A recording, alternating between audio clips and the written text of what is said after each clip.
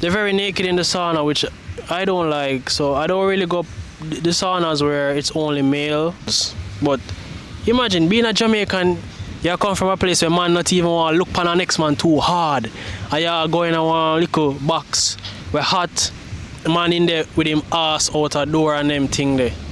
Like, imagine how traumatized you are gonna be. Fifth culture shock is food quality. Finland, unfortunately, they don't really use seasoning like Jamaicans, so the food is really bland. No taste at all. Coming from a country where everything is well seasoned and cooked down, and going to that where all they know is salt and black pepper, it's like... I want to shout out the comments on my previous video. I'm going to put them on the screen, and I just want to big up these people for showing me support continuously. And if you want to be featured in my next video, just comment on this video something positive, something nice, something encouraging, and if it's really nice, I will put it on the screen. Culture shocks that I experienced while living in Europe as a Jamaican. First thing I want to talk about is the weather. I experienced a lot of seasonal depression because of Finnish weather.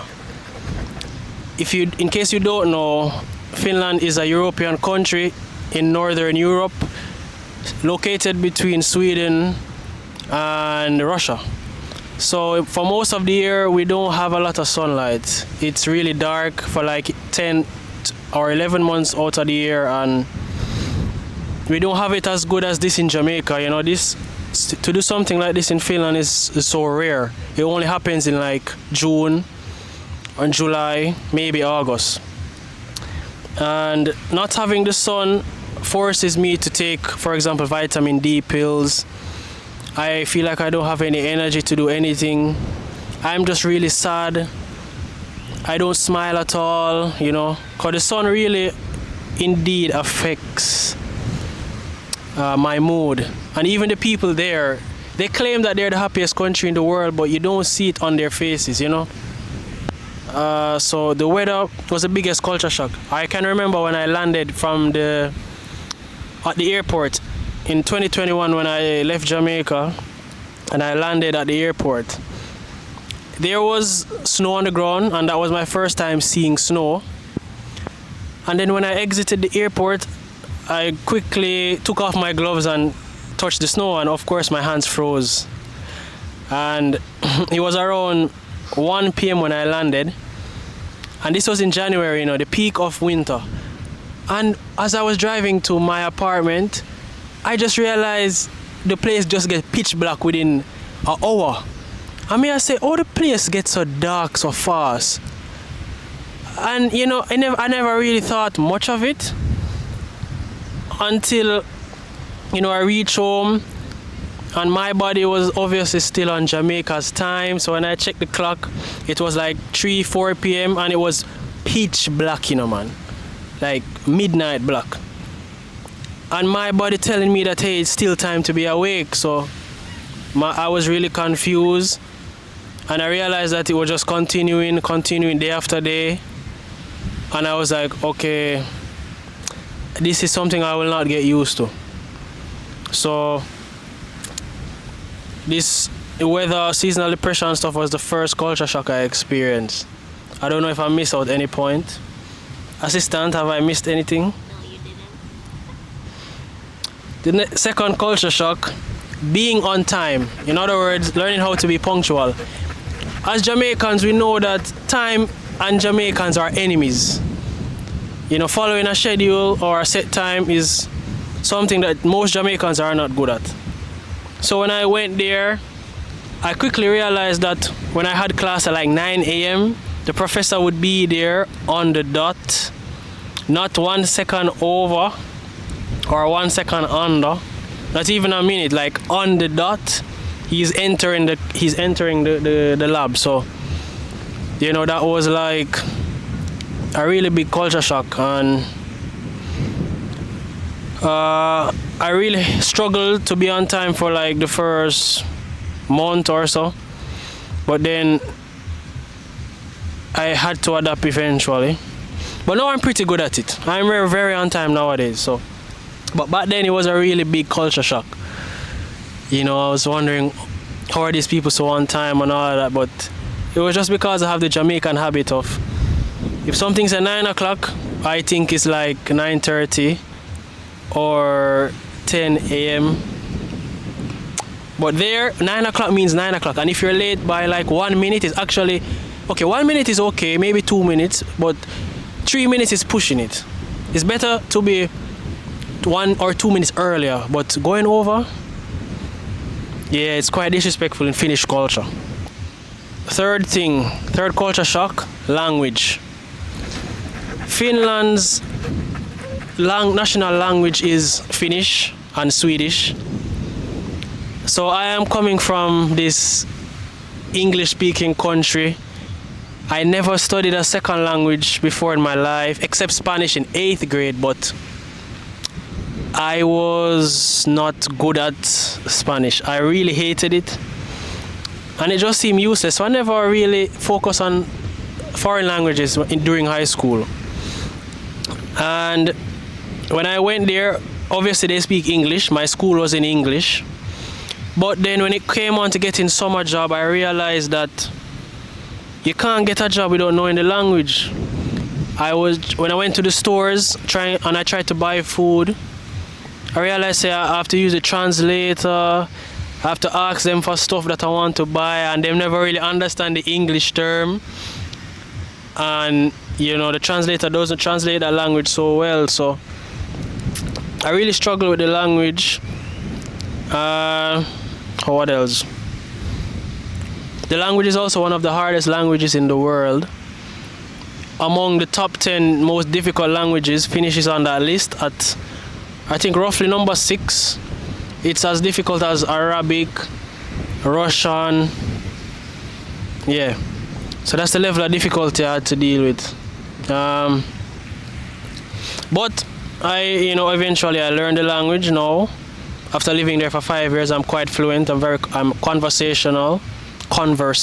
I can read books, listen to music, even make content in Finnish, like vlog and stuff. But I don't know why my assistant is giving me these looks, but yeah. The language was a very big thing coming from an English country, for sure. And as a Jamaican, if you're gonna go in any country where the national language is not English, please start learning the language from day one, preferably before you leave Jamaica and go to that country, because you'll save yourself so much hassle, so much stress and pain. If you can just understand the basics, you know how to ask for help or to just communicate in their language to say, I don't speak this language, it goes a far way, believe me. So take it from me. Fourth culture shock, introvertedness of the Finnish people. Finland is a country that's known for being very reserved, very quiet. Finnish people are very, very reserved. They don't talk. They don't make eye contact on the streets. You know, like in Jamaica, you're walking on the streets, people will look at you. You will know that people looking at you. People say good morning, good evening, even if they don't know you in Jamaica. But in Finland, no one cares. I don't even know my neighbors. Neighbors don't talk to each other. You could live beside a neighbor for a year and you never ever exchange words. In my class, you have Finnish students, you see them every day for a whole semester and you never exchange words once, and the class is really small. And if you try to speak to somebody randomly on the street, like try to have small talk, they look on you like you're crazy and they might walk away, you know. I'm not even joking. Even in my apartment, if you're going in the elevator, they will literally wait for you to go in the elevator and exit and before they go in the elevator. No, they do it to even their own people. They like personal space more than you. Like keeping 2 meters is like the standard. So even before Corona, they were already social distancing. So, you know, I had to learn to really keep my own company over there. I couldn't have any. No. We're good, man. We're good. Anyways, I had to learn to keep my own company because coming from Jamaica, I'm so used to interacting with people, having like a social circle. But there, I really struggled with that because the culture over there is just stay to yourself, stay in your own lane. You know, you don't really care what a next man do, or there's no community there really. And most of my friends and acquaintances are foreigners. I know a few Finnish people, but that's about it. So being in an introverted culture, it took me about, let's say, 4 years to really accept that this is just the culture and that it's something that I will just have to get used to. Oh yeah, taking the bus, yeah, almost forget this one. Taking the bus. In Finland, when you're taking the bus, it's an unwritten rule to sit in the empty seat if there's a seat available. So most persons would rather stand up than sit beside you immediately. The bus has to be really sardine packed before they sit beside you.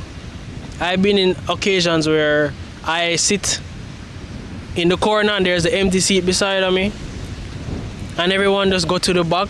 I don't think it's racism still because they do it to their own people, but they really don't practice to sit beside each other. Whereas in Jamaica, you go on the bus, they could be seated at the back and they might just come sit beside you.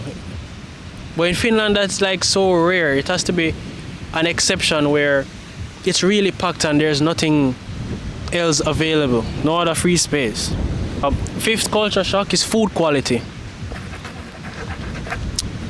Finland, unfortunately, they don't really use seasoning like Jamaicans, so the food is really bland. No taste at all. Coming from a country where everything is well seasoned and cooked down, and going to that where all they know is salt and black pepper, it's like, it was a real turn off for me, a real culture shock. Yeah, they can't cook, straight up, they don't know how to cook. I've tried many times chicken at school. My liking? You wouldn't like their food either. Well, probably Finnish people like Finnish food. Yeah, they like Finnish food. Cause they grew up on that. They don't know how to cook for your liking and my liking. But for their For most foreigners, every foreigner I talk to, they don't like the food. even other European foreigners? Yeah. Yeah. The food is very bland. I have to buy my own food, for example, from the Asian store. Thank God for the few Asian stores and foreign restaurants that are there. So from the Asian store, I buy like yam, cassava, plantain. I live on plantain, by the way, over there. I get okra over there, like soursop, no, jackfruit, but it's in a canned jackfruit. It's doable, you know. Corned beef. Sardines are there too, you know. So I usually would go to a Senegalese restaurant where they have a jerk burger which is influenced by Jamaican jerk seasoning. Of course, it's not the same as Jamaican, but it's doable. Another culture shock: calling people by their first name. In Jamaica, we know that you have to call professor and doctor, whatever, right, Malika? Mm-hmm. But I just said your name, anyways. In Finland, calling people by the first name is quite normal. And a matter of fact, if you call them professor or sir, it sounds very weird. When I just went for when I went to school for the first 2 days, I'm always saying sir, professor, teacher or something. And one guy who said to me, why you call them that? Like in Finland, we don't call the teachers that. It's so weird. Just call them by the first name. And I'm like, you sure? And he said, yeah, it's fine. But I told him that I was coming from Jamaica, where it's mandatory basically to address them by a superior name. And he was like, no, it don't exist here. I even asked the teacher if it's okay to call by the first name. And he was like, yeah. Which was really shocking to me. But now I'm used to it. But since I came back to Jamaica, I have to remember that you can't call them by their first name. You have to find some suitable title, which has been quite challenging for me, because I'm so used to calling people by their first names. But yeah, calling people by their first name definitely was a big culture shock. Spirituality. You know, in Finland, my spirituality suffered a lot because I came from Jamaica, where we have the most churches per square kilometer. And Finland has churches, but the way how they conduct the church is very different from how we do it in Jamaica. First of all, majority of Jamaicans are what denomination? Adventist? Most Jamaicans are Adventist? No? What are they? Pentecostal? I think Pentecostal or Baptist. Alright. But here we're very conservative as Christians. In Finland, most of them are Lutherans. And the state... That's like the Church of Mormons? Is No. it the same? No, they're Lutherans, and they're very liberal in their churches over there. So many of you don't know this, but my religion, my denomination is Christianity, but I am an Adventist, Seventh-day Adventist. So I tried to find an SDA church over there, and it took me about, I don't know, 6 months to a year before I found the first one. And you know, going there has been really depressing because they don't keep church for like the whole day. They keep it for like 2 hours maximum. They don't speak English mostly. It's mostly Finnish, and they have translators. Most of the congregation is really old, like 50 and above. And then you have a few babies, like toddlers, but then there's no one in my age group really. So actually there are people in my age group, but they are mostly Africans, and they stick together. I don't know why, but they tend to stick together. So I'm like the only Jamaican there who doesn't have that community that I was used to having out here, you know. They have lesson study, which is hosted by Africans, of course, because they're the majority black. But I don't know, it just doesn't feel the same as Jamaica, and I guess I shouldn't really expect it to be this exact same, but some amount of similarity should have been there. Well, there is one similarity between us and Africans is that they tend to dress the same way, so they wear the shirt, tie, shirt in the pants and whatever. But they wear jewelry in the SDA church over there, which by right, SDAs should not wear jewelry. I'm not trying to sound... Is that in the Bible? I'm not trying to sound, what's the word? Radical. But we're not supposed to wear jewelry. And it's in our fundamental beliefs. It's there, it's in the church manuals. So they wear jewelry over there. So for me, it feels like a Sunday church when I see so many people wearing earrings, necklaces, and all of that. And for example, after church, they will go to the lake sometimes, and if they have like a fun day, they will go to the lakeside, play games. And these games are not Bible games; these literally games for fun. So on the Sabbath. They still connected with family? It's supposed to be about God, you know? But aren't they? God is the family, you know, so aren't they connected with Hey, family? there's a way that seems right unto a man, but the end of his ways thereof is death. Also, room for another discussion. Hear that chat? Comment down below what you think about what Daniel just said. Anyways, as I was saying, I really suffered, like, you know what I mean? can't really find a true proper church, SDA church, a matter of fact. No, we're good, man, we're good. We came already though. This guy literally walked past like 10. He want a bus, you know? But I'm not even famous. But anyways, church over Finland is like, nah. At least for the SDA church that I have been going to. I don't even go there every Saturday anymore. It's like every once in a month or every 2 months I will go. I actually go to this Pentecostal church on Saturday evenings because they have a youth service. That's why I go there. Watch that one, I make up our face. I go to a Pentecostal church that have a youth service in the evenings because they have a nice youth service. Most Finnish people are atheistic, which was something I was very uncomfortable with. That's one reason why I haven't dated any Finnish girls yet.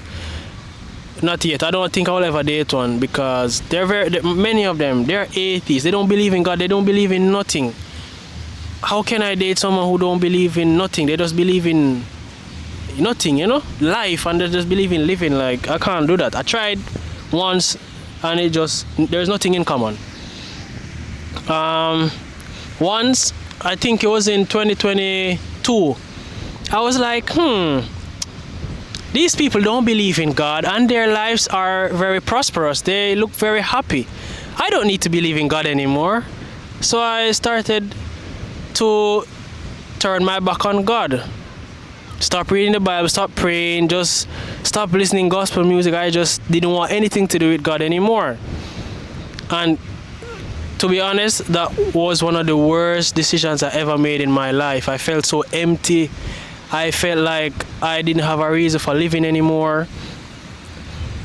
You know, it was really empty, an empty feeling. So I'm like, how these people lived every day with no God in their lives? But then when I come to think about it, this is why they drink so much. One of the highest alcohol consumptions in Europe. One of the highest drug consumptions in Europe. Yeah, this is why they take these substances. This is why the suicide rate is quite high. You know what I mean? So, because they don't have a relationship with God, these things become their God. You know, drugs, partying and all of that. This is how they suppress the empty feeling. But for me, I just said, alright, this is too much. It's time to go back to God. And yeah, I just started reading, praying, reading the Bible, praying again, and I started feeling like complete. Another culture shock for me was that there was no regular award system in the school. So that means no top student award, no honor roll, none of that stuff. No award system in schools. So when I first did my first exam and I got my grade, I was like, I asked the teacher, do I get an award for doing well? And he looked at me and laughed and said, no. He said, you get the grade. So I'm like, no trophy, no plaque, no nothing, nope, no honor roll. So I was so used to the competition in Jamaica, being competitive, always trying to get the highest grade, trying to be at the top of the class. But in Finland that doesn't exist, so that was a big culture shock for me. Honesty. I was really shocked at Finns' honesty as compared to Jamaicans, you know. Though I won't comment too much about that, but in Finland, once I left my bag in the train station, the bus station, went to the bathroom, came back, everything was there. Once I left my wallet at school, and I went away for like 2 hours, and I came back, and it was there with everything inside. So Finnish people have a lot of integrity, and they're quite honest. So I was not used to that. You know? Another culture shock is that they don't believe in wearing caps while eating, which I think is very ridiculous. In every other country, it's allowed to eat with a cap, which is so normal. Like, why can't I eat with a cap? But anyways, their culture is that it's disrespectful to eat when you have a cap on, which I never really followed until just recently, because of course I don't want to offend anybody. So, and I'm already black, which is already a minus, so you know what I mean. just decided to go along with that. But not wearing a cap while eating is no reason for that, to be honest. Nudity, Finnish people and nudity, they are like best friends. I usually go to the sauna sometimes, and guys in there can be like butt naked, you know what I mean? Especially if it's like a all male sauna. Yeah, the guys in there are butt naked, nothing. I usually would wear my swimming trunks in there because I don't feel comfortable showing some white guy my ass. But for them, it's quite normal to just be out in the nature naked, which is weird. They have a public nude beach. Yeah, literally a nude beach where people just go and just strip. I've passed through there. You don't ask me why I was there, but out of curiosity, I was just there, and I witnessed that for myself. Not something I would recommend it's not for the faint of heart. Let's say that. They're very naked in the sauna, which I don't like. So I don't really go the saunas where it's only male. I tend to go to the saunas where it's man and woman, and in those saunas you have to wear clothes, so you have to wear like a swimming trunks. So I tend to go to those ones. But imagine being a Jamaican, you come from a place where man not even want to look on the next man too hard, and you go in a one little box where hot, and you go in a one box where hot, and the man in there with him ass out a door and them thing there. Like, imagine how traumatized you gonna be. Because I am still a little traumatized from that, so that's why I don't even go there anymore. You know what I mean? But I hope you take something from the video. And yeah, like, share, subscribe, comment below, you know what I mean? I really appreciate the support so far. And let's just build this community together. Any questions you have, just ask me in the comments. Peace.